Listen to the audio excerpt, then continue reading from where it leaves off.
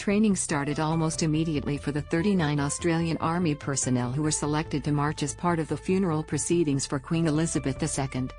It hasn't been an easy task, but they were prepared, with the members jumping on one of the first flights to London after hearing of the Monarch's death last week. Australian Army Brigadier Mick Garraway will be among those marching alongside Australian, Canadian and New Zealand Defence Force members. Read more. Queen's grandchildren hold vigil at Westminster Hall. It's a tremendous opportunity and it's a great privilege for us to be involved in this historic event, he told Today. Things happened pretty quickly. Most of us got the word last Friday and gathered in Sydney and then flew through over here to London.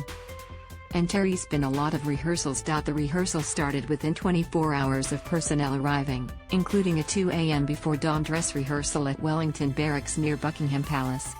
Read more. Poe finds majority of Aussies in favour of remaining a monarchy. Essentially, we have been rehearsing the parade itself after hours here in London, because of the requirement to close streets, Garraway said.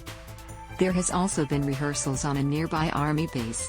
The troops have been working hard to prepare themselves for a style of a drill and style of marching which we don't normally do in Australia. The troops have been working really hard. Those marching include personnel from the Royal Australian Engineers, the Royal Australian Infantry, the Royal Australian Army Ordnance Corps and the Royal Australian Army Nursing Corps. They have been looking forward to representing their country in this historic event, Garraway said. Read more. King and Prince make surprise visit to the Q together in this environment. For many of us, when we deploy in operations, we're often away with the Brits, the Canadians and the Kiwis, so it's great to get together in that Commonwealth team and be part of something historic. The Queen's funeral will begin at 8 p.m. AEST, on Monday at Westminster Abbey in London.